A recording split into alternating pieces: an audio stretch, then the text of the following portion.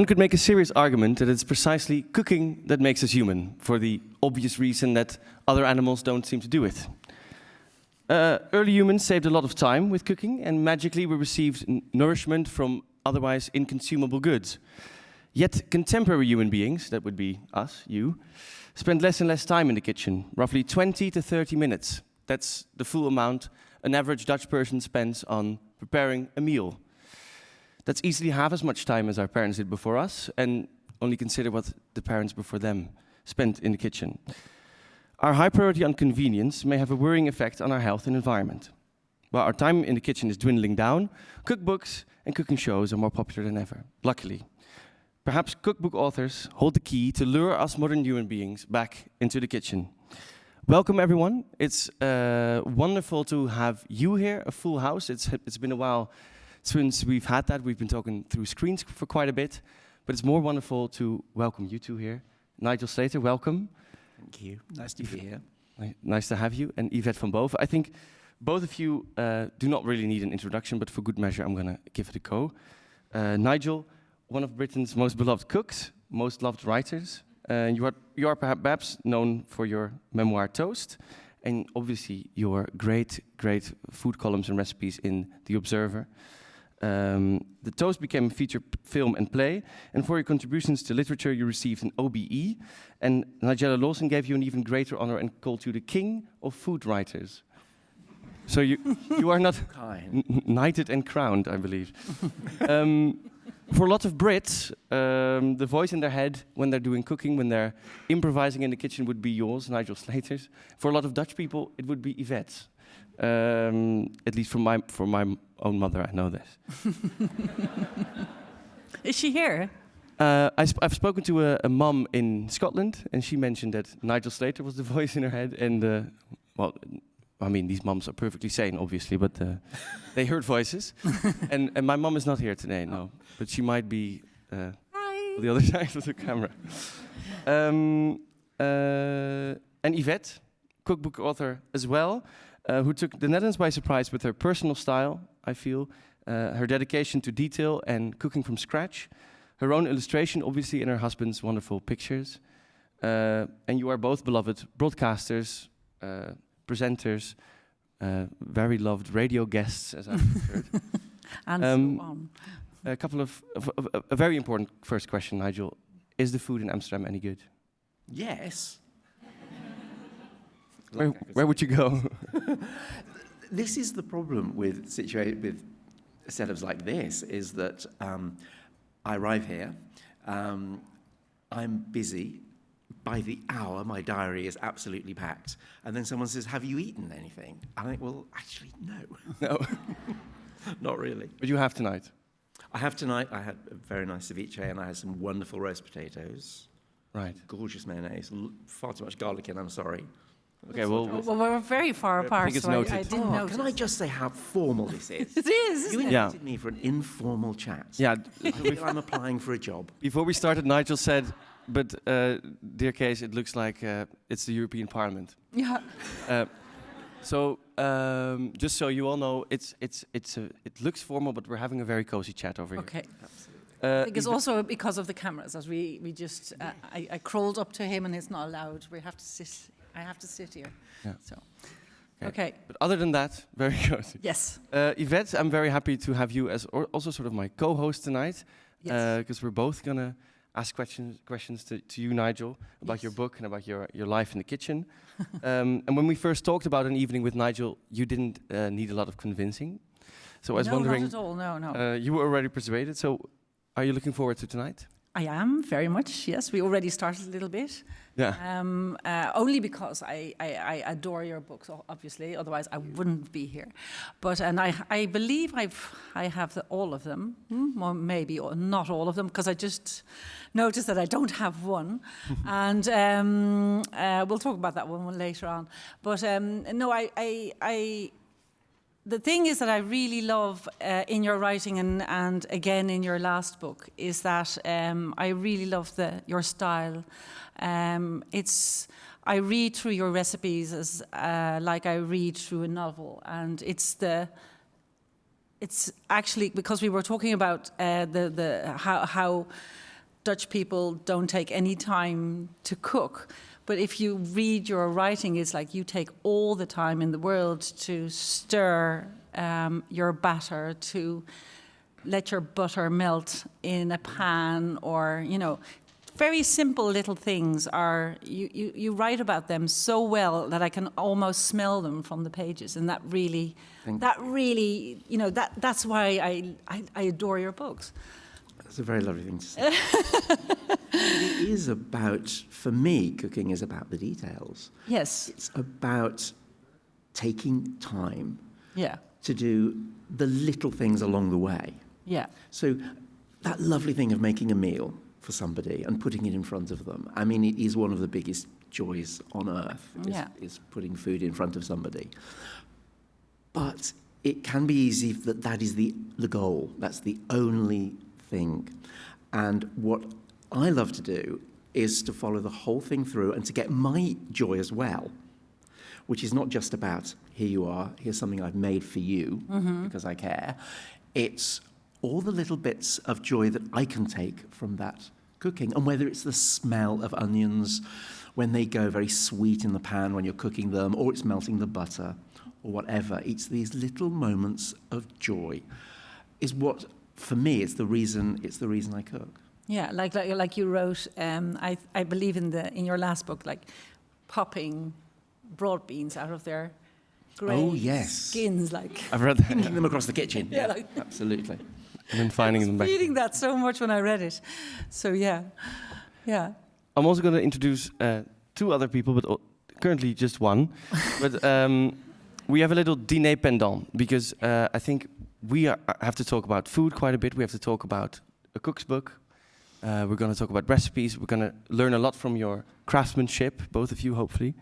But to make us think a bit more societal, sometimes a bit more political, we have Teun van de Keuken over here, and later on Hiske Versprillen will join the table as well. So we'll come back to you in a bit. Nice to meet you, first of all. And we got plenty to talk about, but I think first and foremost we're here to celebrate your latest book, a cook's book. It's 500 pages, it's brimming with 200 recipes. It's, according to your own editor, it's the most beautiful book yet, and the most beautiful written book. Every word is very considered and very attentive to the reader. And more importantly, it tells the story of your life in the kitchen. And I just wanted to start with the question, will you tell us a little bit about why you made this book now? Well, it was going to be sort of the best of, really. It was going to be the recipes that I love cooking most. Yeah. The recipes that mean probably the most to me. But I also I get stopped all the time in the street, which is a lovely thing, usually. And people say, oh, I made your such and such the other night. Then my heart stops because I'm waiting for the next line. And it was. Mostly it is, that they had enjoyed a particular recipe. Yeah. And those recipes that people mention, I guess I just stored them away in my head, that these are not just my favourites, but they're other people's. Thank you. Sorry.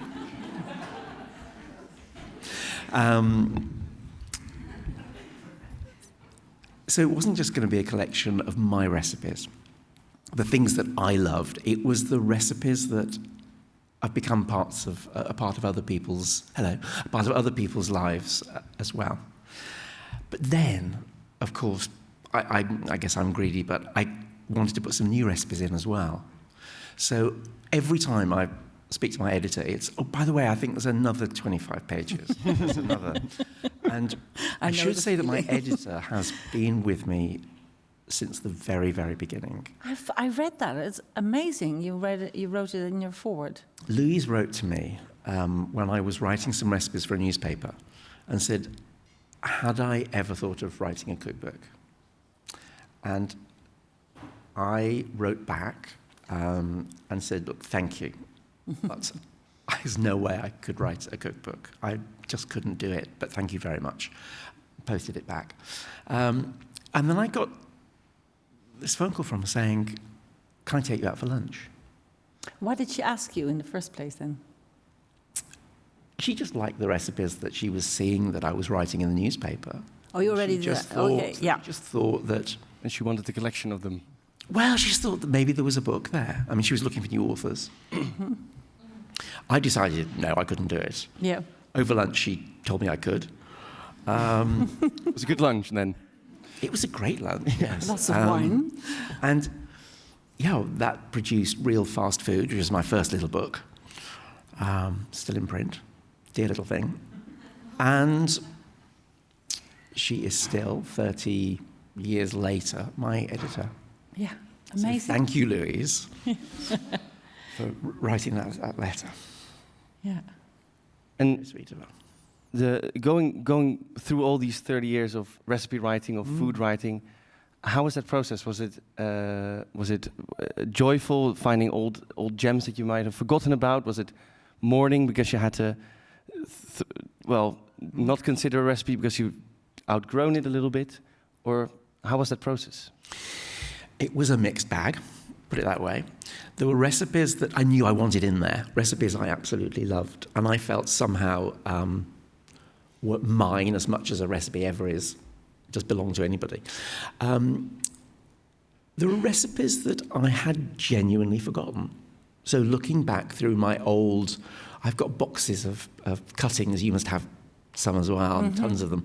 And I was going back through those and just remembering things and re-cooking them.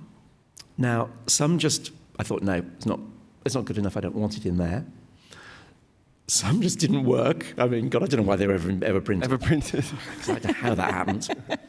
But many of them I just felt needed updating. Yeah. This gorgeous thing where our food has moved on. Yeah. And And sorry to interrupt. No. And do you alterate your recipes because you've done quite a few, but sometimes they're just slight little tweaks.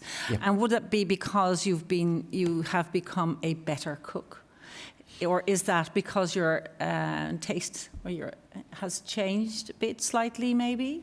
Or because of a trend, maybe, because I don't know, maybe I've alterated my recipes for soda bread, for example, because that's in your book at the beginning too. So many times, and I've just put, there's a new recipe for soda bread coming into the newspaper this weekend, and I'm like, okay, sorry, but this one is better. Yeah. But it's because I just become a better chef, or I just think that I can do it better or something. Does that mean also that you both have like 12 recipes for soda bread, or yes, 12 recipes yes. for a particular cake? Yes, or but take the last one, so throw all the other older ones away. Yeah, is that the same with you? it is. It's a mixture of all of that. But what I found with my recipes was that it was the actual method that I wanted to change very often. So I felt sometimes there was an instruction to do something that I couldn't understand why I'd put that in. Mm-hmm. Or, as I discovered, it wasn't as clear as it could be. Yeah, sometimes your instructions can be clear, yeah. It's so difficult finding the point at which your recipe is crystal clear for everybody, the point at which it might be slightly insulting because you're telling people something that, I know that. You need to tell me that. Yeah. I don't need to be told to put the oven gloves on when I get something hot out of the oven. Have you seen the little note in there about using electrical equipment according to the manufacturer's instructions? Which, that's really annoyed me. It's up to the manufacturer. Exactly. Seriously. How to open this book? It's headed that way. But I wanted the recipes to work for as many people as possible. As we were talking about that just before we started, do you have a certain person in mind when you write a recipe? Well, yes, I do. And they've changed over the years. Yeah. They've become a little bit... I find that there's a younger audience that is coming into book buying and cookbook buying who didn't go through what I did, which was that whole business of being taught to cook. Mm-hmm. So there's lots of people coming at cookbooks thinking, well, what does he mean when he says this or that? Mm-hmm. Things that I probably over the years started to take for granted, if I'm honest. Yeah. And I've always tested my own recipes, for good and evil, but I've always tested them. This time, I worked with an outside recipe tester. And they're a good cook, but they're not a professional cook. And that worked so well for me. Because they'd say, what do you really mean by this when when you say that? That's not clear. Mm-hmm. And it's made me question how I put a recipe together. Is this similar for you, Yvette, as well? Oh yes, absolutely. Yeah, I do. I love getting feedback because it makes me a better recipe writer. I just mind my words better. With a specific person in mind, almost. Well, a specific person in mind, I do. Yes, I used to write for someone who was a friend of ours, and he loved to cook, but he wasn't a very good cook.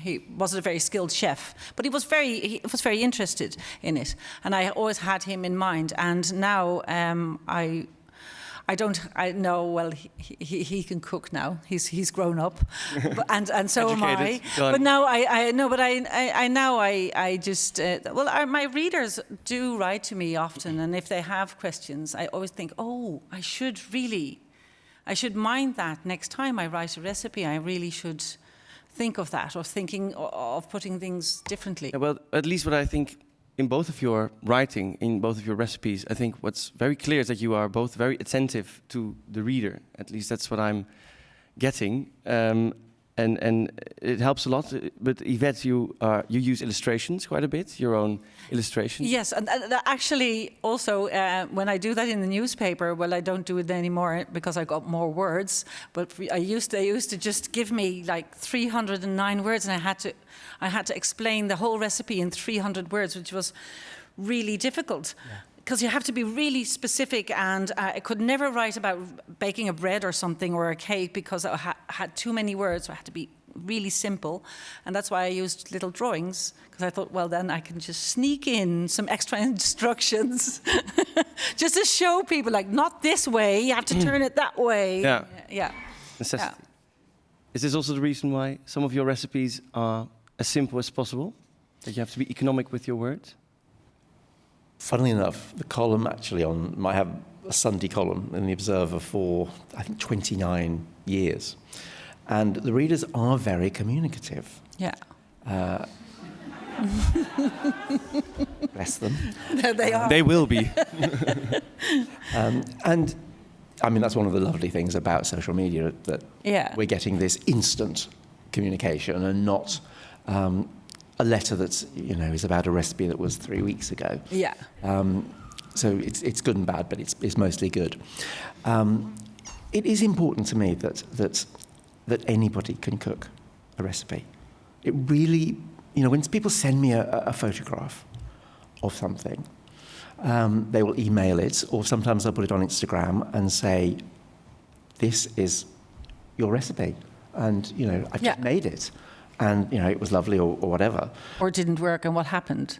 Didn't work, what happened? Yeah. I said, well, if you tell me what it is, might be able to tell you. Did you actually cook it? I ate it already. Yeah. Exactly. But it is this conversation, this lovely thing of sending a recipe out there. I mean, you had somebody that it was a real person. Yes. You had in your head. Yeah. See, I had an imaginary friend. Oh, poor you. Wow. Like, yes, most of my friends are. Like when I was a little boy, we used to lay the table for a friend.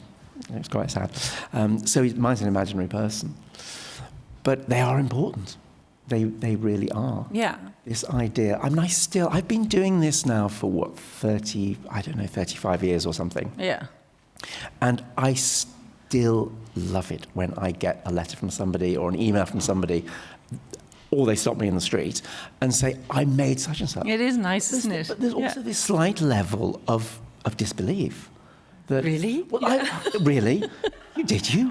And you're still alive now. But did you actually enjoy it? Yeah. It is this thing of writing, this joy of putting words on a page, of putting a recipe on a page, but you're never quite sure where it goes and what the end of the story is. And when someone tells you that they've done it, it really is a buzz. I mean, I kind of skip off when they sort of tell me. It's a lovely thing. Yeah. Do you remember why you first put pen to paper to write a recipe? What the motive was then? Yes, I do. There was a radio program in the 1960s in the mornings, and it was a chap called Jimmy Young, and halfway through the morning he would stop his show and he would read the recipe of the day, and it was a reader's recipe. And I just thought, you know what, I'd love to send a recipe, and they'll never ever broadcast it. Well, how old were you? Well, I must have been about 10, I guess, something like that. And I wrote this recipe out. It was for jam tarts, which was the only thing I'd made up until I was 10. And I wrote this recipe. Never dreamt for a moment. And I listened every morning. I'd switch on, and no, it was somebody from, Luton or wherever. It was never me. And then today's recipe is from Nigel Slater. Oh, really? Yes. Wow. And it was the biggest buzz of my life. I couldn't believe what I was hearing. Yeah. I was so excited. None of my friends believed me when I said, I've just been on the radio. Nobody believed me. We didn't record things in those days. No, you should go back to the archives of the BBC. It must be somewhere. It must be somewhere. And then the next recipe I wrote was there was a competition on packets of digestive biscuits. Oh, really?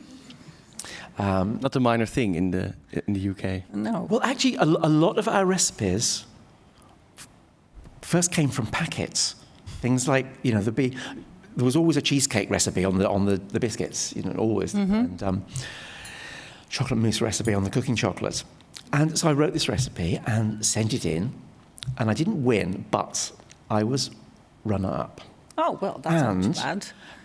Somewhere in my house, in all the piles of paper, is the letter I got to say, congratulations, you were runner-up. You still have it? I must have it somewhere. Oh. Signed, Mary Berry. I was just... Wow. I want to show her. I really want to show her. Yeah, that's great, isn't it? It is somewhere in that pile of... You should frame it. I'll look it out.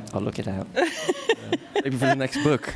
Wow, I'm impressed. Yeah, that's great. In this book, we also get a slight peek into your, or not a slight peek, quite a good peek into your life, your private, your home, and your lifestyle. It seems to me is to be quite minimalistic. You edit what you own, and I was talking to Yvette, and we were also thinking it's also quite hard for an ingredient to end up in one of your recipes. Is that? Is it that same sort of minimalism that you you like to keep things simple? I do, because it's how I cook. I can't do the complicated stuff. So when I go to a restaurant and I see something utterly beautiful, something exquisite that a chef has made, all I can do is marvel at it and think, wow, this is fantastic, but I can't do it. It's not my scene. And, I trained as a chef, but I ran away a long time ago from that. My cooking is simple. The recipes are simple. I did look at some of the older recipes and think, not what can I add, but what can I take out? Mm-hmm. Because I do think recipes, and I'm generalizing, but I do think there is a tendency at the moment that they are quite complicated. And that idea that, when you go to your cupboards and you open them up and there's no more room in them, and you start going through and you find all these wretched ingredients that you bought for one recipe and you've never used used again. I hear some nods from the audience.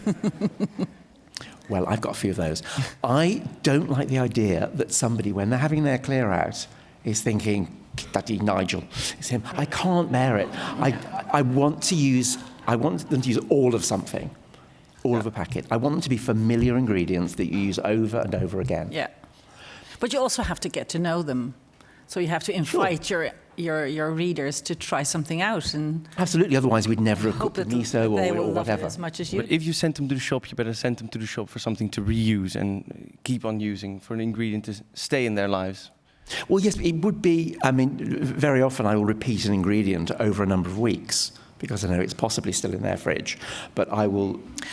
sorry to interrupt again, because I loved in your diaries, and that's a way I like to write recipes too, is that you would write a recipe for, I don't know, let's say mushrooms or something, and then you would say, the next day I reheated the mushrooms, and so it was a story that went on and on. It just... You would reuse ingredients from the day before. But also the finished dish from the day before, because you know that lovely thing when something has... It's actually even that better. magic in the fridge. What happens overnight? Yeah. Yeah. It marinates much and better. What happens there? Yeah. Magic. Magic. It's nothing to do with us. It's magic. It's magic you don't find in the professional kitchen, that's for sure. Oh, yeah. And is that the reason why you reused your recipes for this book? Because it's not all. There are also new things in there. There are new things. I couldn't resist putting new things in because I do believe cookery does move, and at the moment it is moving on quite quickly. Isn't it? Yeah. And I love that. And this whole thing with vegetarian and vegan recipes at the moment, it's so exciting. Yes. And I wanted to get some of that in there. Yeah. Because my earlier recipes were quite meaty. There was I was brought up that way. It wasn't a meal unless there was meat on the plate. That's how it was when I was a lad. But we've moved on, and I wanted to showcase that in the book. And most of the new recipes are actually vegetarian. Yeah, as I noticed. Yeah, which because I was we wanted to keep this question for later on, but if do you mind if I ask it right now? No, co-host Yvette. No, I was thinking because I find you very. I'm not worried at all. I'm trying to find the words for a it's very positive, but I think you're very true to yourself, and you're very true to your own way of cooking and your way of writing. But would you say that your recipes do change with time? So not only that you alter it, the amount of water you would add to something, so that's a small alteration, but like you just said, I tend to write much more about vegetables right now, or well, I noticed at the beginning of your book you write I don't like the fact that people are mad about one ingredient in this moment of time, and when that's when it's over. You just have to love ingredients because you love them, and but do they stick? Some do, don't they? Yeah, some do. Some do. They're still in the fridge. Things that you've tried, things that you've bought. So do you modernize your ingredients in that way? Absolutely. Or your recipes? Absolutely. I don't like the idea of a recipe being exactly the same as it was when I first cooked it. Because we all change things. We all think, well, I'm not going to put that in. Yeah. I'll put this in. Or you go to the fridge and realise something isn't there. Yes. So the recipe does alter. I love that whole thing that a recipe is movable. It's a kind of little movable feast, and I love that, and particularly when other people do it, because I'm sure you must get this too. Oh, I made your recipe for such and such the other day, but yes, I used there's the completely other ingredients. didn't put the mustard in. Yeah. I put such and such in, and I love the idea that someone has run with a recipe. But that's how I cook myself too. You I think most of us do, don't we? You just use it as like a starting point, and then think, I'm adding more of this because I really like it, and then it just turns out in something completely different. I also think there's a little bit of arrogance in this is my recipe, do it my way. Yeah, that would be horrible. The whole thing about food and sharing recipes, it's I hope it's generosity, and so to say mine's the only way. And there are a few people in the business like that. This is the way to do it. You're wrong. I love the idea that a recipe changes over and over again. Yeah. And very often gets better. You bring in a new ingredient. You bring in a simpler way of doing it, maybe. Mm-hmm. How did you choose these? Did you let other people choose them, or did you, did you just find that people would make a certain recipe so many times? Yeah. You added it to the book, or? It's the recipes I knew that people made. The ones that people tell me about, that they make all the time. Ones that my editor mentioned, you're going to put this in or that in. Some were old favourites. Ones that I, as I say, it was a slight, I don't say the best of. That sounds like an obituary. Yeah. But it's like an artist brings out the best of 3 decades, but you get to hear a new album anyway. Yeah, yes, you get a few singles in there as well. Right. But I did want it to be a representation of the way I cook and the way I used to cook, brought up to date. Favourite recipes, ones that other people, and also as I said, little gems that I found that I had genuinely forgotten about. I thought, people should cook that. Why don't I cook that more often? Yeah. This is one of the things of having a weekly column, for which I am beyond grateful. But you get through a lot of recipes. I know. You know that. Yes. And hand on heart, I can't remember all of them. So when I find something that I'd forgotten about, it's quite exciting. Yeah, and then, did I write that? That wasn't bad, actually. That was all right. Let's do it again. Yeah. So do you both notice that as recipe writers, as food writers, that you sort of have a role in society in that sense? That if you write about vegetables, that probably more people are going to think about cooking with vegetables, more people are going to pick up that ingredient and leave that meaty that meaty Monday dish, just leave it be and just become vegetarian altogether. How does it feel to be aware of that role? I'm not a vegetarian, but I do eat a lot of vegetables. I actually enjoy some fish too. I write less and less about meat, just because I think it's a good thing. But I don't want to tell people that they are not allowed to eat the meat. They can eat meat whenever they want. I don't mind. But I just do like to give them more ideas, because I do think that people find it very hard if they don't want to cook with meat, that they find it very hard to not make that the center of their dish. Or centerpiece. Yes, and instead of always making pasta, because pasta is perfect with vegetables and you don't need to put meat in it. But just to make something different. So I just like to do that without telling them. Lure them into the... Well, I'm not luring them in, I'm just giving them options. Yeah, options. I've heard that before. Like they say in the supermarket. I'm not just giving you options. Yeah, that's how I think about it, yeah. Gently. Yes. It is this idea that... Because I never... I love the idea of suggesting something to somebody. Rather than telling somebody, have you tried whatever? I think it was that with miso, actually, because I was... Miso, going back a few years, going miso paste. Yeah. Are we ready for this yet? Is it too soon? Because I can't remember when my first miso paste recipe was, but it was quite... Don't you just wait until it's in the supermarkets? If it's in a specialty shop, I think, maybe not. And then when it's in the supermarket, I think, yay, we can write about it, and then people can get it. So I always look I'll watch closely. You feel it's in the air. There's something, you suddenly realise it's time.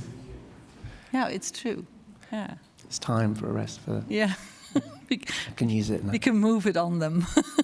Exactly. And so now it's time for... let me ask it differently. Do you think cookbook authors nowadays have a different role in that regard than they used to have? Than sort of when I think of the cookbooks that I bought when I was young,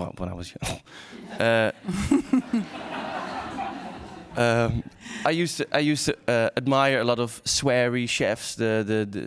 Especially when I think about English cuisine, I have to think about the Marco Pierre Whites, the Gordon Ramsays. Well, Jamie Oliver doesn't swear a bit, but at least. A lot of the dishes were look-at-me dishes, sort of. They're still there. I think that all these different ways of cooking can live beside each other. Like all the people have different tastes, and they all like different T-shirts and different music and different ways of eating and Right. or reading. So, Do you see a trend in cookbooks that there's also now a bit, but where the author of the book takes you more by the hand and also learns you a little bit more about home economics, about the economy of movement, about what you just mentioned, like if you have this in your fridge, you might want to consider doing this the next day, like you did in your leftovers book, or in your kitchen diaries, where the mushroom from last night could still be very good in today's lunch. Do you feel like responsibility? Yeah. So, for example, I think Otto Lengi just brought out the shelf love, or the test kitchen, Otto Lengi's test kitchen. You just did leftovers, and I think your kitchen diaries also really take people by the hand and help them think about their kitchen as a sort of the center of their home economics. And is that the case? Is it the case that cookbook authors nowadays Have a bigger, I think we talk more about food than we used to. I think it's bigger. We have a bigger audience. I believe that people buy a lot of cookbooks. Cook from Thank you. please, and thank you. But people buy more and more cookbooks, so there's more. We talk more about them, so we writers get a bigger voice, I find, than we used to have. So there comes a certain responsibility with that, I think. Right. A bit. And I used to not care, but now I do. I find it bigger and bigger because I get more and more readers, and so you get like, oh my God, everything I say is actually going out into the world, and so I better think. And people will actually what I'm saying. Don't you Anyway. feel closer to your readers now than you did? Oh yes. Much closer. Yes. I feel as if I know some of them really quite well. Yes. You know, which is a lovely thing, that you're no longer writing to just, you're not quite sure who you're writing to, that you genuinely, know people because of this lovely thing that we can communicate so instantly. Yeah. And I communicate as much as I can. It would be a full-time job. But the idea that you can just get straight back to somebody. Yeah. And you do feel closer. I certainly do. But do you feel a responsibility when you write? I feel a responsibility in as much as if somebody makes something. I often think of people on their first date. So it's the moment that you've decided to invite somebody back and you're going to cook for them. Mm-hmm. And inevitably they want to impress the other person a little bit.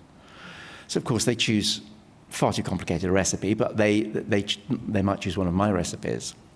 If that recipe didn't work, the recipe that was so important on that night, it will break my heart. It has to work. Yeah. So yes, I do feel... You never know which one they'll pick. We call that the first date standard. Yeah, absolutely. The idea that, look, I'm sorry, here it is, but it's Nigel Slater, Thanks to Nigel Slater. Yeah, exactly. No, I do feel that things really, I want them to work, and I don't want people to be disappointed. Right. And I do feel that there is a responsibility there in that sense. I don't think there's a responsibility to and I get in trouble for this, but I don't feel, I'm not the food police. You eat what you want. Right. I'm not going to tell people what they should and shouldn't eat. I leave that to other people if they want to do that. But you do make a choice in ingredients when you write about them. Yes, absolutely. Yeah. But I don't do it with, I want people just to enjoy something. Yeah. Right. I'm not going to say don't eat too much of this. Yeah. So also, in preparation for this talk, I considered the book "Eating for England," and I was thinking about how that's the book I don't have, and I need that in my life. How this book, a cook's book, is sort of also. It seems to me that all the recipes, if I eat this, I'll become a very healthy person, right? I mean, you bemuse the Big Mac sauce in the book, and I'm very happy with a Big Mac. I think I've eaten them in most countries in the world. I'd like a Big Mac moment. No, Eating for England is quite funny because it's a book I wrote of little essays about the I called it the eccentricities of, can't say it, of the British at table. And a lot of people bought it because they thought they were buying a book about British cooking, but actually it was taking the piss out of us, really. It was really just saying, look at the British and how we eat. And I got in a lot of trouble for that book. Right. Did you? Yeah. It was just the title. People thought this was going to be a flag-waving book about British cooking, and it's not at all. Look at us. It's completely the opposite. It's also full of words that I really didn't know and didn't understand. Syllabubs. Yes, large cakes, possets. Flummery. Langmanges. These beautiful words that describe puddings. Yes. Posset, flummery, trifle. I don't know what a flummery is. A flummery is like a fool, which is another lovely word. They're all very gentle words. Yeah. Blancmange, which sounds like you're trying to shake it out of the mould. A posset is great, and I love the word even. There's never enough posset, is there? Yeah, no, and it's gorgeous. And obviously, salad cream has a role in eating for England, and the grilled grapefruit came back. I think Hiske would love the book. Do you have it? Oh yeah. So you have it. I can. Maybe it's a good moment, by the way, to turn to our little dîner pendant over there. Also, the grown-ups. First date standard comes back, perhaps. Because Hiske, you and I, we were talking about, or Hiske, we have to introduce you first. Hiske, also a food journalist, loved and feared restaurant critic, and also making a very nice podcast at the moment. It's about, well, what we're just going to talk about. So why do you think it's so important to talk specifically about these foods that bind us all together, like the unhealthy foods, the Dutch syllabubs, if you want? Well, the Dutch syllabubs, I was actually inspired by Eating for England for making this podcast, because I think a lot of food journalism is generally about like either the big chefs, or it's very quite aspirational, if you will. And I suddenly thought, like is also done in Eating for England, and you also do it in Toast.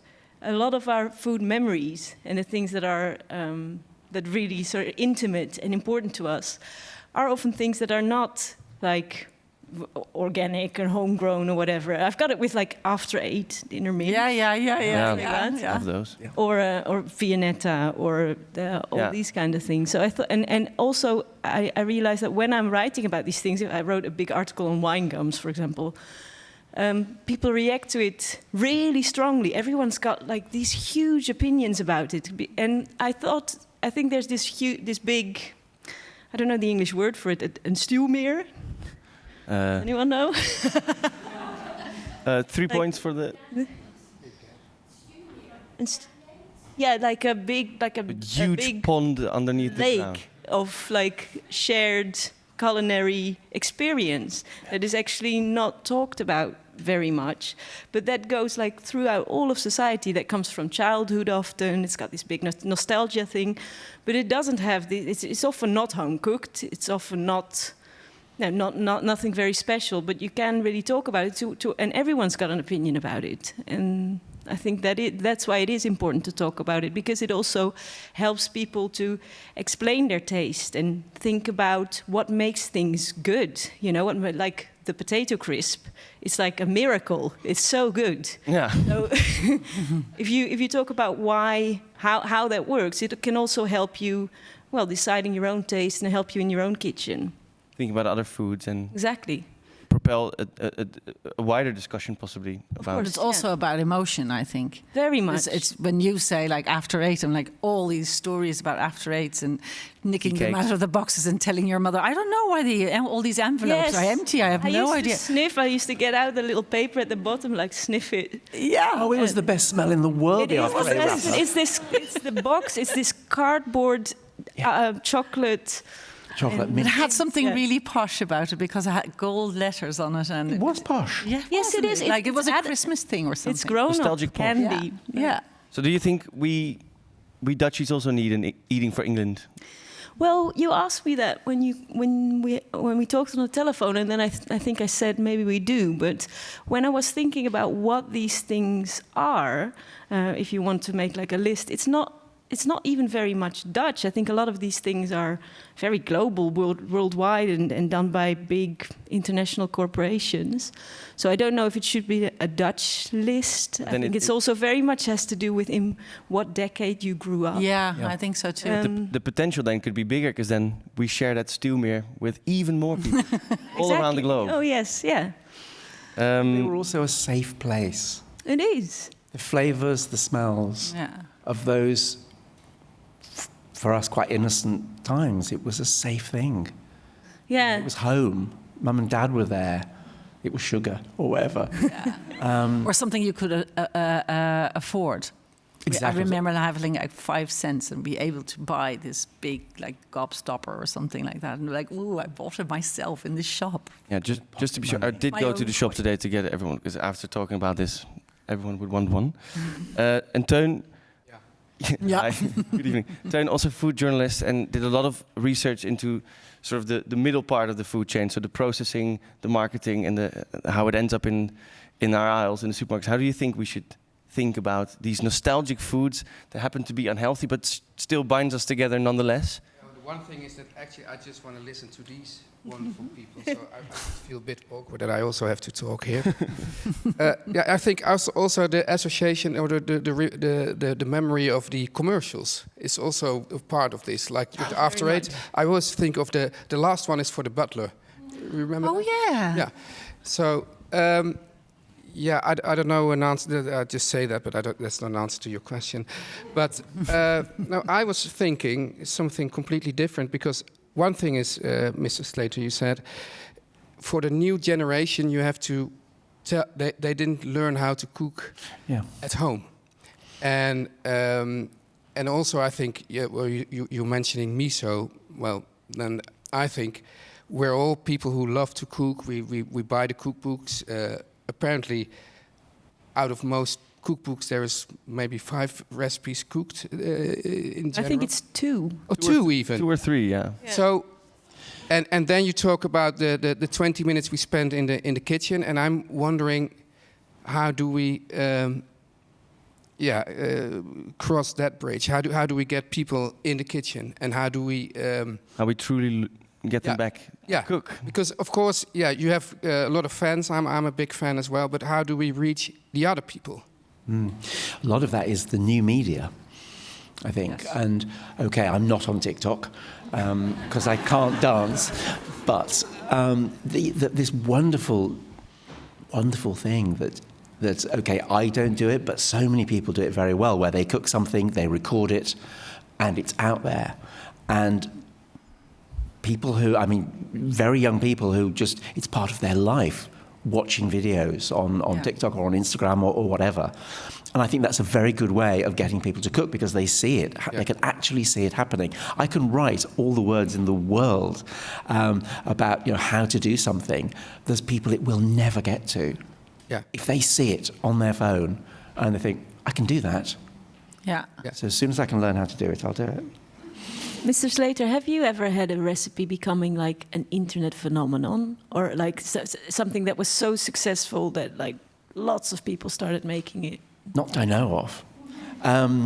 It's quite scary when you look up a recipe. If you look up Nigel Slater's chocolate brownies, it's terrifying when it says how many 1,000 pages. Oh yeah. It really is scary. So yes, I guess so. But I'm quite glad in a way I haven't, because it's quite a scary phenomenon. The idea that a recipe is suddenly going to go to that many places. Yeah. It is scary. They're often a bit strange as well. There was this big TikTok thing with a huge block of feta in tomatoes put in the oven. Yeah. It is quite good. I tried it. Was it good? Yes, it's very salty, but it's very good. That's what I thought. That's why we like feta. Because it's so salty. Yeah, it's a whole block of feta and tomatoes and some basil or something. I tried it the other day, and it is quite good, but it's really salty. You have to put loads and loads of pasta with it and mix it up. But it's quite good. It's but why it has become a phenomenon, I don't know. It's the easiest thing on earth, but maybe that's because it's so easy. It's lovely that it is a simple recipe as well. And it's fresh ingredients, for God's sake, so that's an evil's... Yes, That's very often the big question. So is it so that you can eat whatever you like, whatever your heart so desires, as long as you make it yourself? You know, yeah, because I was just in addition to your question, Teun, is the thing I write for a newspaper. And I write in a Woman's Weekly recipes we do every week. We do a series of recipes, and I always try to stay away from produced food, which is there to make life easier, and because people, I don't know, can't put salt and pepper on something else, and that's why they buy it ready-made. So I never use those, and I always try to use simple ingredients, just fresh stuff like a tomato and a potato and a sausage or whatever. And if you put those three things together, you'll get something nice. So that's the only thing I write about. And I'm always amazed by the loads of packaging and stuff that goes into supermarkets. I was in one today, and I was just walking around, and everything is in jars and in bags, and I don't know how that makes life easier. You still have to cut a tomato to put on top of all those. I think it's only things in bags. 10% of things in supermarkets that actually are actually a real ingredient, just a simple ingredient. That's sad, isn't it? But very sad, yeah. And so in that, if you ask that question, like if you just cook everything from scratch, then it's healthy. I think that's probably true. What I was thinking about my question earlier, I think maybe a problem is that a lot of people see cooking as a hobby.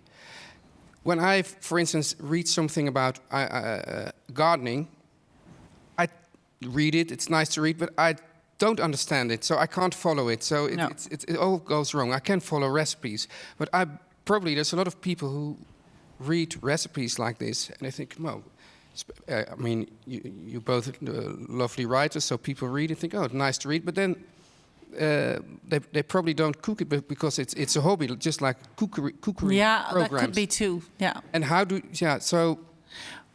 Well, showing people the recipe is one way. I found we didn't do a picture of the recipe in the newspaper. I would only write about it, and now we do the picture, and I get so many pictures back. That's amazing. Because otherwise, the difficulty is that people just consume the recipe itself. Yeah. Consume the story that's wonderfully written, and then just treat it like some sort of food porn that just leave the... Maybe. I don't mind that. I'm quite happy with that. A lot of people... But you don't have a lot of pictures in your book. Not every recipe gets a picture. It felt like a lot of pictures doing them. There's a lot of washing up. It was a lot of washing up. But it's not like a picture recipe book. No, because I write too much, so we can't put them opposite. Is that why the stories go on and on over? Yes, well, partly because I like it to be a continuous narrative with pictures in it. But it's also the fact that I want people to know the story of the recipe. So when people stop me and say, actually, your book isn't in the kitchen, it's on my bedside table. I'm fine with that. That's fine. I've had the odd... There's three of us in this marriage, Nigel, it's completely fine. The idea that somebody is reading it and getting, as you say, it's gastroporn, I don't mind, that it's something to read. And if ever you do need to drop off to sleep and you can't get to sleep, you can listen to the audiobook of this, because it really is like a sleep tape. It just goes on forever and ever and ever. It took me 3 days. Did you read it yourself? Yeah, I read it myself. Oh, you did? It was 3 days, and then we had to go back for another day. And it's like listening to... Dull, or is it good? It's like listening to a sleep tape. It's just the idea of narrating recipes. So you say, chop one onion. Yeah. It's utterly extraordinary, and I really... Maybe we should do a bit and then just all fall asleep right here. I'm just very... I find really? You will take one can of tomatoes. Exactly. It's surprising that... And people listen to that? Yeah. Okay. I'm sorry. Yeah. No, I didn't know that happened. Yeah. It's a very extraordinary thing. Yeah, but you're not only a cook, you're a writer as well, so it's just the way people... On the other hand, you can put it into your... You can cook and you would speak, and you could just stop it all the time, so you will be that friend. Oh, it would drive me nuts doing that. I'm just thinking, how would you It's like use trying to this? follow a recipe on your iPad, and you end up covered in smears, and it's a complete mess. And No, you can do it on your phone. Because I thought maybe it's for blind people, but then I thought, well, would blind people cook? yes, Do blind Yes, they people would. cook? yes, I think they would. Oh, of course they do, but carefully. carefully, yeah. I know. As we all should, actually. Yeah. Careful cooking. Yeah. Okay, just to come back to that point. Oh, yeah, sorry. On eating real food, that Yeah. actually food that our great grandmother would probably also recognize as food, that obviously the supermarket is not full of. I wonder, what does it mean to you? Because you have a lot of books actually with the word "real" in them, like the real fast food, real cooking. I think that's the name of your. This was a very definite time in the sort of early 80s when everybody suddenly seemed to have discovered the ready meal. So they would go to the supermarket and the shelves were absolutely full of these wonderful ready-made lasagnas and ready-made shepherd's pies, and it seemed like heaven. And the Brits fell for them. The Brits totally fell for them. Well, with our cooking history, you can see why. But we just did, and we absolutely fell for them. And they are quite nice. I mean, they are. They're quite delicious. But for me, they were never real. Never real. They're never real. It didn't feel like cooking. Sticking a tray of a meal that somebody else has made in a factory in the oven, it's just not cooking. It's missing out every single bit of pleasure that is cooking. And joy that you described in. Exactly. So the word real, I felt, was right. This is the real stuff. I know that thing you've bought from Marks and Spencer's is going to be quite yummy, but it's not real. It's not cooking. Yeah. And that is why the word real came in. And so we still find ourselves at a bit of a crossroads. I mean, it's not the 1980s and we're not in England, but we still have large global issues that can be solved by people eating real food. If people buy products that are actually from the farmer, local products, and decide this is real, this isn't, then that would help us quite a bit. So how do we move on? Well, for instance, I think you're a great example of that, is that we should listen to the seasons a bit more. Just don't buy tomatoes in December or strawberries. Things like that feel odd. They don't feel in place. We don't need them, and we could do without them because we have loads and loads of ingredients that we can use in December. And I think it's unnecessary to have all these glass houses making sure we can eat those things all year round. We don't need to eat them, and it's not normal. And I really like to look forward to a special ingredient that there's asparagus is coming up right now, and the first raspberries of the season. I don't have to eat them all year round, so I think that would be a great step, and we would all be far more awake and far more. No, that's not the word I wanted to use. I'd say like we'd be far more in the moment, and we would really realize that we can feed ourselves from everything that's around us at the time that it's there, that it's at its best. And I try to write about those things too, and it would feel really outplaced to make a caprese salad in November. It doesn't feel like you want to eat that at that moment. It's definitely the time when something is absolutely right. Yes. You know that ingredient is in season, that there's something about when it's on the plate, it looks comfortable, it looks as if I'm happy to be here because it's absolutely the right time. That said, I will buy imported things. I will, there's blueberries in my fridge now. Yes. I'm happy that I'm somehow putting some money in the pockets of somebody who otherwise, if they didn't sell blueberries and send them across the world, they literally could not feed their children, and I am happy to do that. So there is a mixture in my fridge. Yeah, maybe too. Yeah, that's true. This thing about asparagus, it's just, it never fails. just that first local asparagus that you see. Or Every time it just makes you jump. It's just wonderful. So first plums in the autumn. Actually, the fact that you focus on food being delicious as such, as one of the most important things, this is a very practical approach, because the food that tastes good right now is the food that is in season. Yeah. And the blueberries that taste best, they might be imported, but probably the biological ones tend to have slightly better taste. So is it not a very practical approach to just focus on that then? It's also a cheaper way.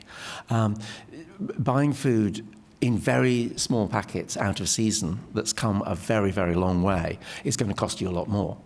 And I am increasingly conscious when I'm writing a recipe about how much it's going to cost somebody. I think about it more and more, particularly right now. And I try not to use expensive ingredients. Then again, sometimes you want a treat. And that little punnet of raspberries, providing they're very dark and very sweet, is actually, and you just pick them up and you smell them and you know it's March. But you know what? I need them. After all those cabbages and turnips, I need those raspberries. So with me, it is very much a mixture. It really is. But yeah, as you say, you use that lovely expression, in place. It is. It feels in place. The time is right for that thing. Yeah. But it's something I think that a lot of people are not aware of. I just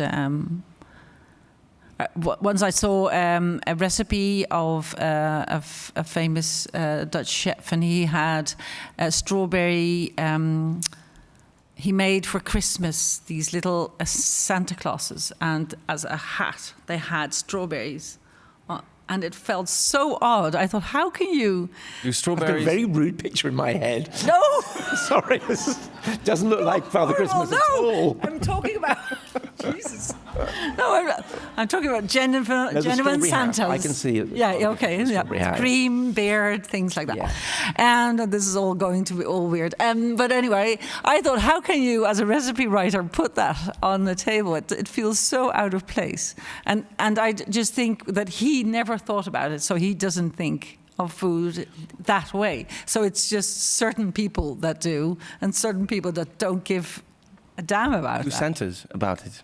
Two Santas. But a famous Dutch chef should think that way, right? I would say yes, but he didn't. But if people don't know this anymore about the seasons, if people are basically afraid to cook, they don't learn it from their parents. Do you think this should be then part of education? Yes. Yes.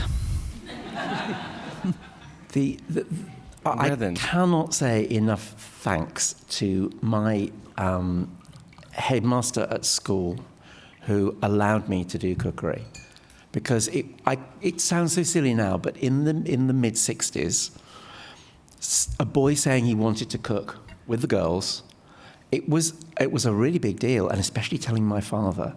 I mean, I was already a disappointment to him. I wasn't going to be the engineer he desperately needed to take over his engineering business. I wasn't bringing things home to him that I'd made in my woodwork lesson. I was bringing scones home.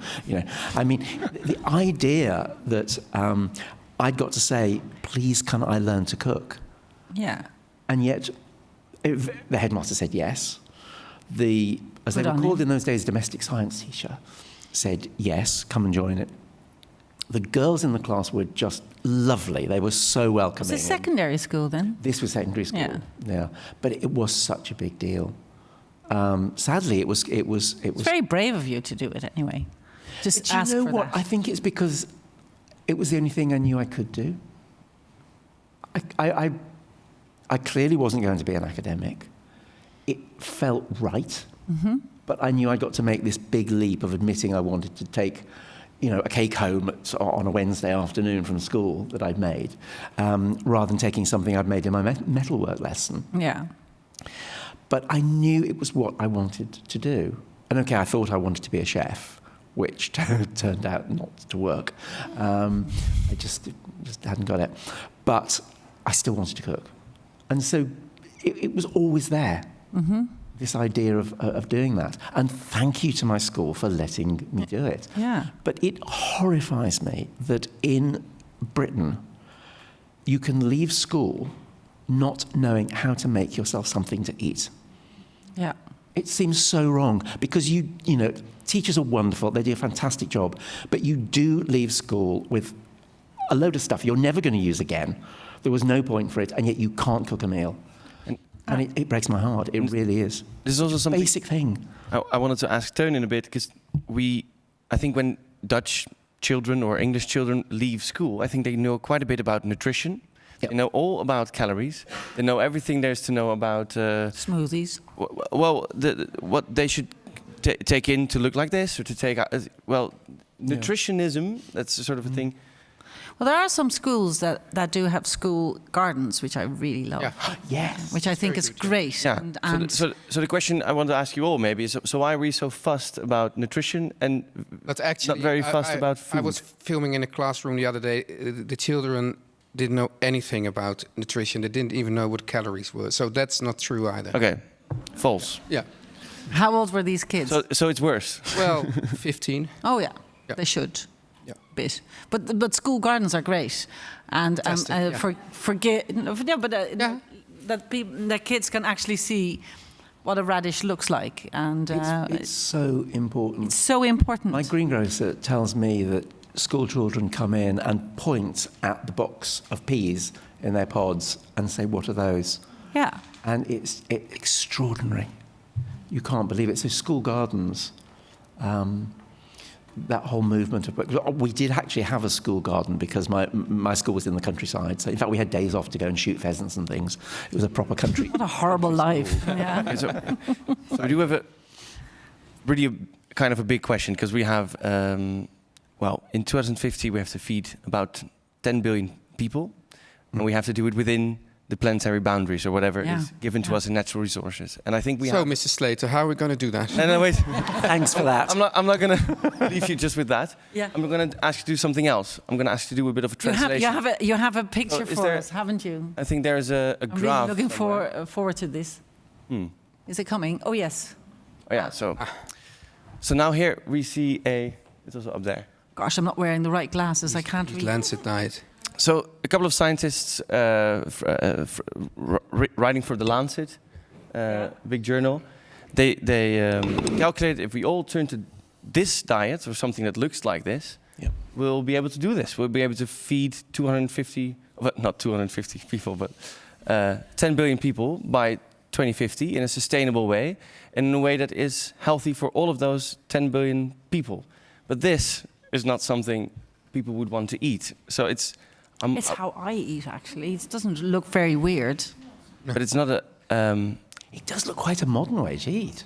I Like a good way do to eat. think we're headed this way. I was reading your book, and I thought the proximity between your book and what is asked by the Eat Lancet Commission is actually quite big. And I was wondering whether that's a conscious proximity, or that's the thing that you were sensing in the air. Oh yeah. More sensing in the air. I know our eating is changing, and I wanted to show that in the book. Right. But it's a very personal book, and so it's always going to be about what I'm eating. And my diet has changed. It's changed enormously, even over the last 4 or 5 years. So it's much more vegetable-based, a lot more pulses, a lot more beans, never-ending chickpeas. It really is moving and changing. Yeah. So, but if you could get people to eat more beans, then not only would those people be very happy with a very tasty plate of beans, but also We'd be sorting this out. we'll be sorting this out quite a bit. And then that's the reason why earlier we discussed this question about how has the role of the cookbook author changed over time. And obviously, we are very conscious of all these problems, but I'm wondering, what can we do in the next 10 years? Like, we have education, first of all, something that's very important. Maybe I think the role of the cookbook writer would be to make it delicious, so Right. people want to eat it and want to cook it, right? Like, Without attempt. yes, Without attempt, people. Their ideas. because I don't know, just telling them, oh look, that percentage of whole grains and that percentage of, like, as you said, Mr. Slater, like a lot of cookbooks had much more meat in them earlier on, and it really changes people's diets if you actually show them how to make a good pot of beans. Yeah. So it changes with the diet, I suppose. It does change. It certainly changes. If you look at the books that, I mean, I was in a bookshop yesterday with the most amazing vegetarian and vegan cookbooks. They weren't just stuck in the corner. You know, they weren't with as they were in the even 10 years ago. They were mainstream books. And although I had the slight problem I have with some of the recipes at the moment that are vegan, vegetarian, is that they rely a lot on a processed element. Yeah. And I find that quite tricky. But it's all moving on, because I don't want part of a recipe to be processed food. I want it to be fresh, and I want it to be natural. And if you see a flash that says vegan on something, and you pick it up and think, this is great, this is a vegan thing, but then It's not real. well, exactly. You look at the ingredients, and half of them you truly don't know what they are. So I think a very, very good challenge for people like myself over the next few years is to take the vegetarian and vegan principle of eating, but to apply to it fresh, honest food. And not always not always saying that I'm going to make a vegetarian dish. Then if I say that, a lot of people will turn away and think, not really. And if you just don't say it and you just put the recipe down, or just put the plate down and let people eat it, they love it, and they will not realize that they're actually eating vegetarian food. It's not like I hate to put a stamp on everything, and it just has to be delicious food. I just heard it just doesn't attempt. Yeah. Yeah, it just didn't happen to have any meat in it. It's more like that. That's the way I like to. The industry does it the other way around. They sometimes put stickers vegan on stuff that isn't vegan anyway. There would never have been any animal stuff in it. So it's just people. They put it on a bag of grains or something, and they would say like vegan, like yeah. But the problem now is that the processed stuff, as you call it, that's growing is selling more and more. But meat is also selling more and more. Yeah. So people think, oh yeah, we need to get more vegetarian stuff, vegan stuff, but they still buy more meat. So we're far off. So we see it in the cookbooks, but in general, we're far off this diet. So this is quite still avant-garde. Well, it has to start somewhere, right?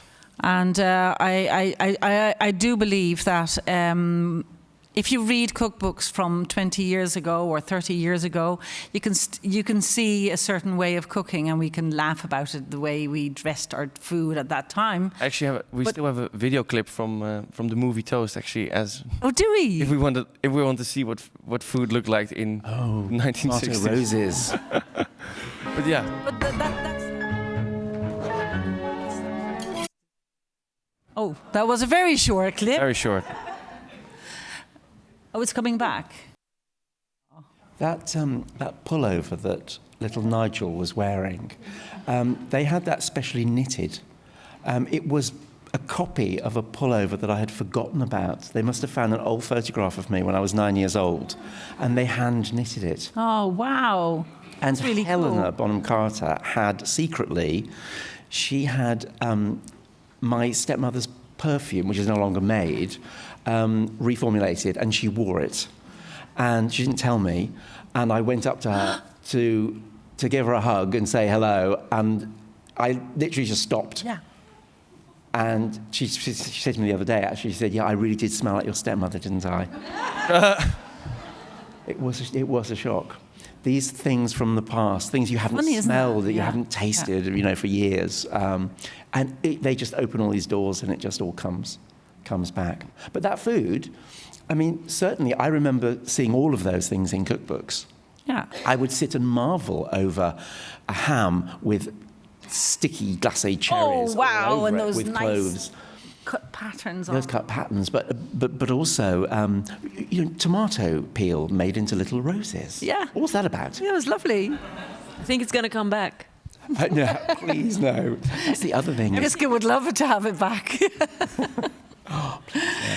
No, but I think that that kind of food was so normal to us, and I do think that otherwise, what are we doing? Like we have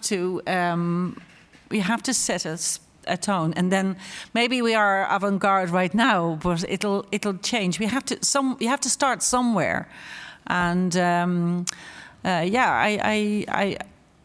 I do, and that's why I really like writing for a newspaper. You reach a lot of readers and a lot of people in the whole country.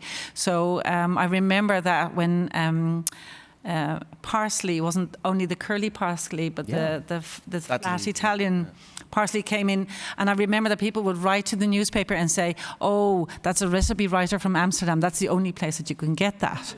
And then when it was, I still get that.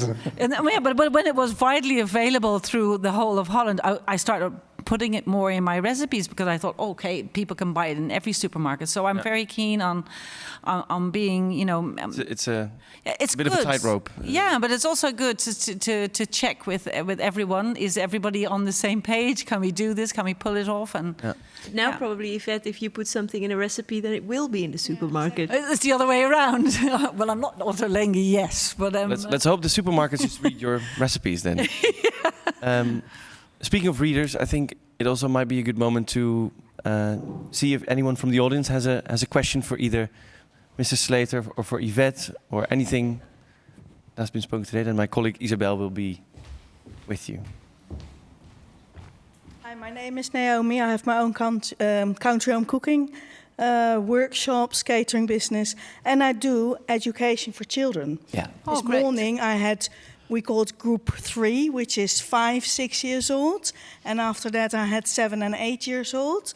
And I teach them to smell, to talk about emotions, to talk about the best dish the grandmother ever made.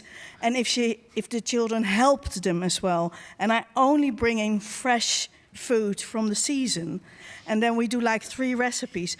This morning, actually, I make scones. Great. They had this international theme at school. But they're so small, and they just love doing this. And there's a whole new thing going around. Like if you do Master Chefs Juniors, it's incredible what those kids can do. So I would love to see a cooking book soon, which we can use. I mean, of course, we make our own recipes. Yeah. We do it with a company. It's called Room for Food. We do it in like rich schools, but also in poor areas in Haarlem and in Amsterdam. And it's absolutely fantastic to work with these children. And they can use a knife. They really can. Yeah. I do believe that. I Yeah. am Fantastic. thrilled to hear that. I am absolutely That's thrilled great. to hear it. So a big Thank you. promoter of letting those kids cook. Yeah, well done. I always try, that's why I do a lot of drawing in my books also, because I always hope that through pictures kids would like, because the book I made before this one I'm writing now started off as a kid's cookbook, because I really enjoyed cooking from books myself when I was a kid, and I always looked at little drawings and pictures, and so I hope to do that for kids. And then I thought, well, there are loads of grown-ups who can't cook, and there are loads of kids who can. So I might make my audience bigger, and yeah. Oh, that would be nice. Yeah. Also, yeah. In preparation for this evening, I remembered how awkward that we're going to talk about how important cooking, everyday cooking, simple food is, real food and delicious food. We don't have children here at the No, nobody has. Yeah, that's funny. So it's also a very good point that we have obviously a lot of. It starts with the parents, it starts with the children, but it's so maybe we should also turn to the panel or the audience. That is it not a staple that to cook with or for your children can ultimately lead to a cross-generational change? Yeah, I think so. And as I said, I think children have a real big capacity of enjoying food, much more than most grown-ups. They can really sort of disappear in their food. Like if you, so they've got a very natural curiosity as well about food. What I really love to do with my children is make, like, from very young age, you can have them make salad dressing, for example, because they can taste it and go, oh, does it need a bit more acid? Does it need a bit more salt? It's really cheap. It doesn't use sharp knives or hot stoves.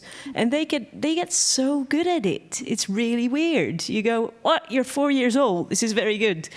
But Can still change. yeah. But, well, every morning almost my children ask, what are we going to eat tonight? So this is very important for children. And there was something else I was going to say, but I forgot. Yeah. But, yeah, no, oh yeah, I know. But the thing is, because you were saying in preparation, when if you don't have kids, then it's easy because you can cook whenever. For one thing is we always eat very late at home, so that's no problem, 8 o'clock or so. And the other thing is, I find it really quite boring to cook for myself. So if I have my family, then I already have an audience, and I just like you described, I have like almost a first date moment every day, like want to surprise them. Oh yeah, so. And then I feel a bit proud if they like it. I always want them to be really critical. So if they pretend to like it and I see they don't like it, I get really annoyed.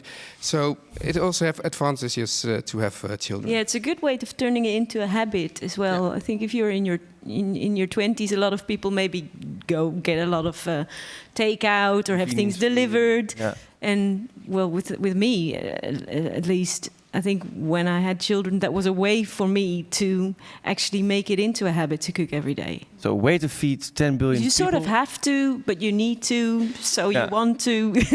It's great for building the habit. Any other questions?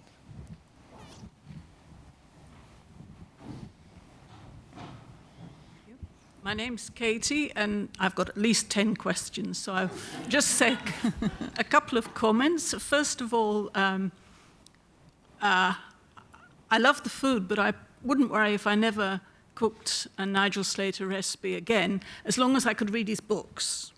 Thank you. Secondly, I think we're probably preaching to the converted here. We're all into food, etc. But a large number of the people that we're thinking about here feel they don't have the time, and that will stay like that, I think. Loads more, but then I'll move on to something. I hope I don't change the whole direction of the talk now.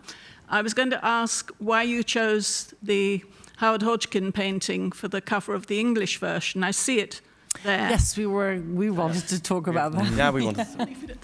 Very good question. When I walk into a bookshop and I look at the cookbooks, a lot of them do look the same, and it's because sales and marketing know what sells, and it is the author on the front smiling with a plate of food, or it's a picture of some food. I've only never done that once, and I said never again. I like to present an idea for a cover to the team that work on it, to the sales directors and to the art directors and the editors. When I say what I would like the cover to be, I like there to be absolute shock and silence. And you can tell they are so uncomfortable. I can't believe he's saying this. It'll never work. And I was told art will never work on the cover of a cookbook. I have an editor who has backed me all the way through. She's argued and argued. Let's do it. No one else is doing it. Let's do it. And it's worked. It's worked. Thank you. This is the English version. That's the Dutch one. That just came out today. Also very pretty. Yes, it's very pretty also too. Nice. Very pretty. The reason it was a Howard Hodgkin painting, I've been very, very lucky to collect Howard's work for a long time. And I've been to his studio many times. And it's a really big deal seeing his work in it, where it was made in his studio. And so I'm looking after a few paintings of his. And I've looked at so many of them and thought, you know what, that looks like a cake mix halfway through, or that reminds me of food. It almost tastes of the food. But I doubted whether the estate would let me ever use it, because they haven't really, and certainly not for a cookbook. And I also knew that we got to put some text on it, which I think is a big ask of an artist. And the estate said, yes, do it, we'd love it. And Howard would have loved it too. Because he loved eating. And we came up with that particular picture, I think because some of the ones I've got are quite dark and somber and perhaps the colours are a bit too rich. So we came up with that. And all the way through, I just thought, please, this has got to be the cover, it's got to be the cover. Knowing that the sales and marketing people were horrified. But we went with it, and there it is, and it's worked. And I know it isn't right for every market, and I understand different covers for different markets. I completely, I understand that. But it was rhubarb and custard to me. Battenberg cake, rhubarb and custard, all sorts of things. It also reminded me of we had sweeties when I was a kid that were part pink and part white, part yellow. I can't remember what they were called. Cookies, yeah. In Dutch, but that's very Good. Dutch. I don't think it's in English. But I do know that I do know the ones you mean. I was thinking more of the little ones. Geez, well, there was rhubarb and custards. Yeah, those little ones. It was just a very foodie cover. So that's how we ended up with Howard Hodgkin, and I am so grateful to the estate for letting us use the picture.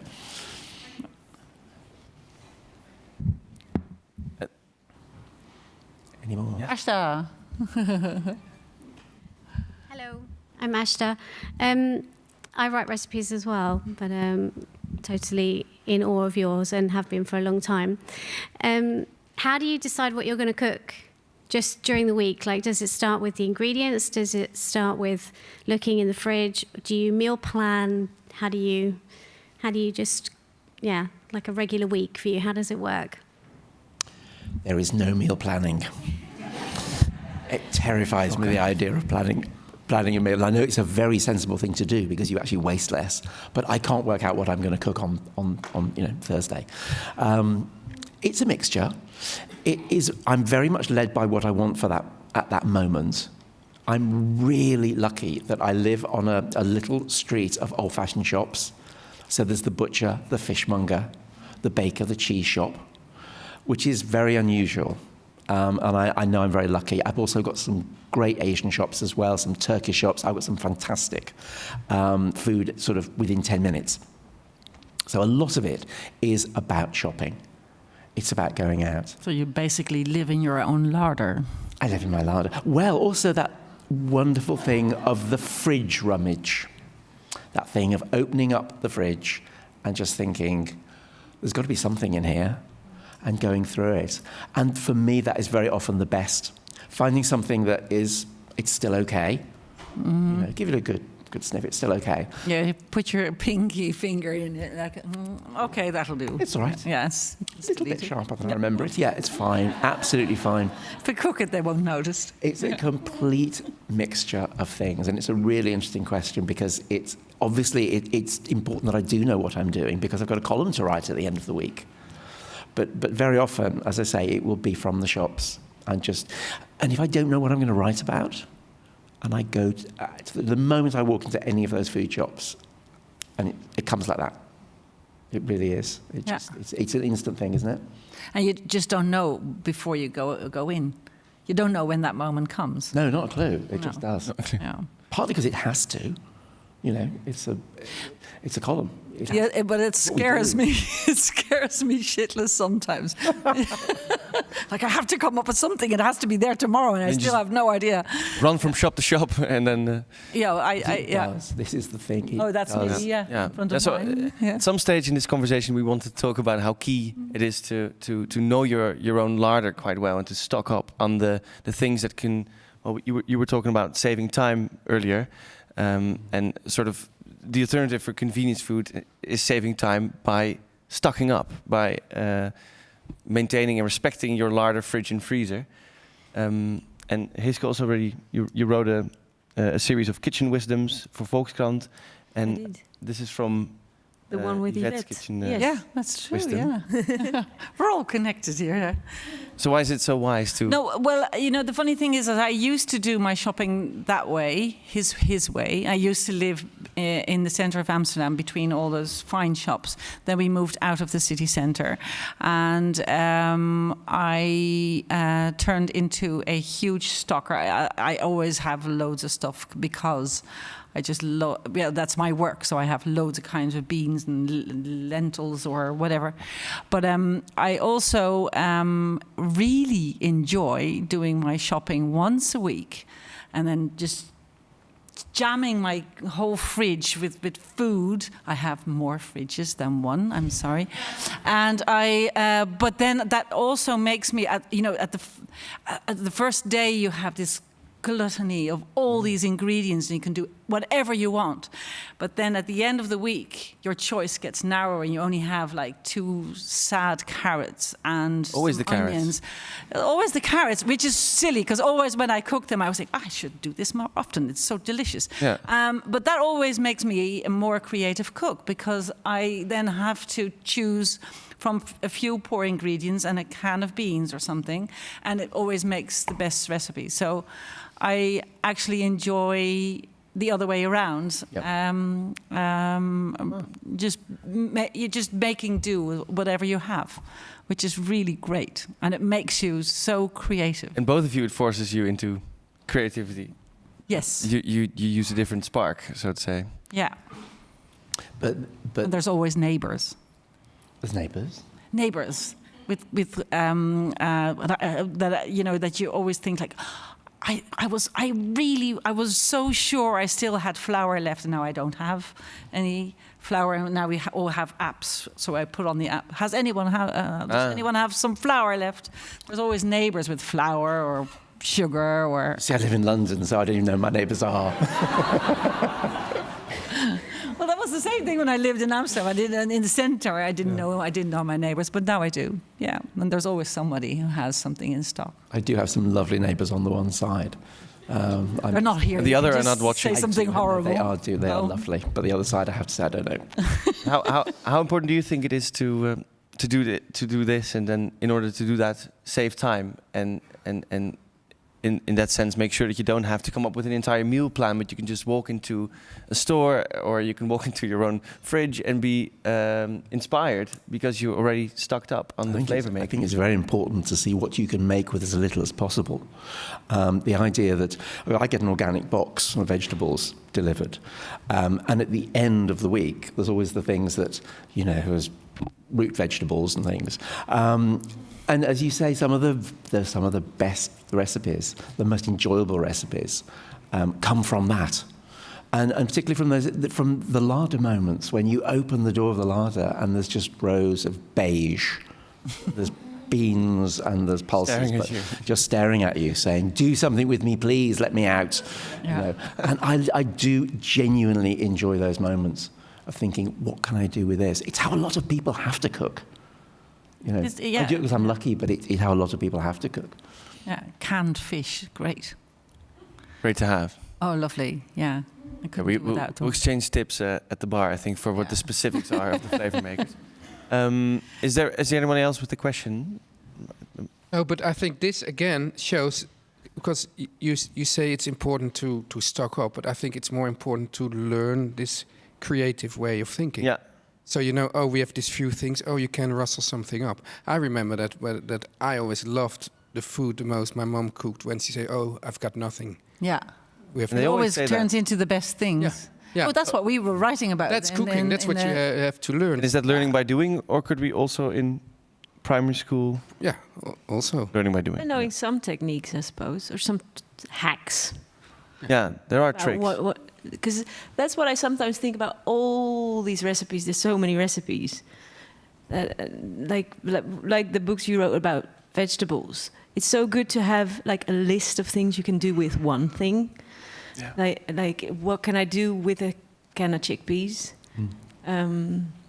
Because it can be overwhelming to have so many different, to have all these ingredients. And so it would be so good to have like 10 things and then 10 things for each thing to do with them.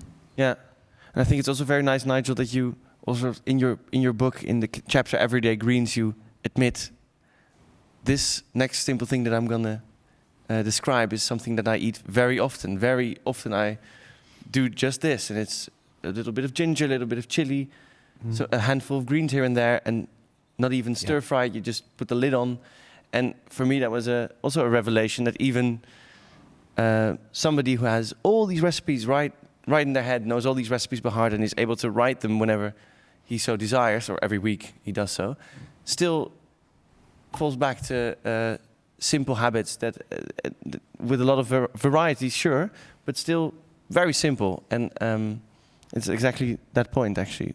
So I thought that was little 5-minute wonders. 5-minute when you wonders. think, what can I do with that cabbage that's looking a little bit sad? They're always sad. They're always sad. They're always sad. They've got this pleading look on their face that they don't want to be wasted, you know. So I think one takeaway conclusion for tonight is that the saddest vegetables ultimately end up in the nicest dishes. Oh, yes. The carrots, the poor beans. Celeriac and... It's a lovely thing to say. I really love that. Thank you.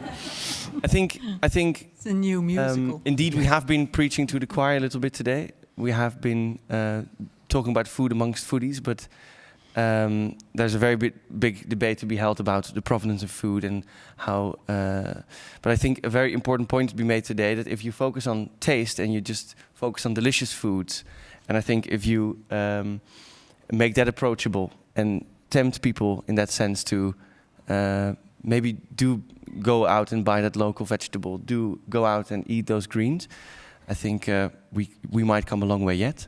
So for now, I think I want to direct all the questions that we do have to a certain area we call the bar. I want to thank Nigel for being here tonight. Thank you Yvette, for having me. Equally, thank you a lot. Thank you. And also...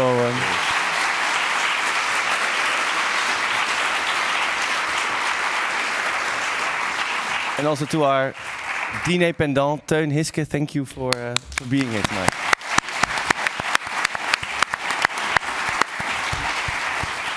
And for those at home who have tuned in, thank you for watching, and we'll see you soon.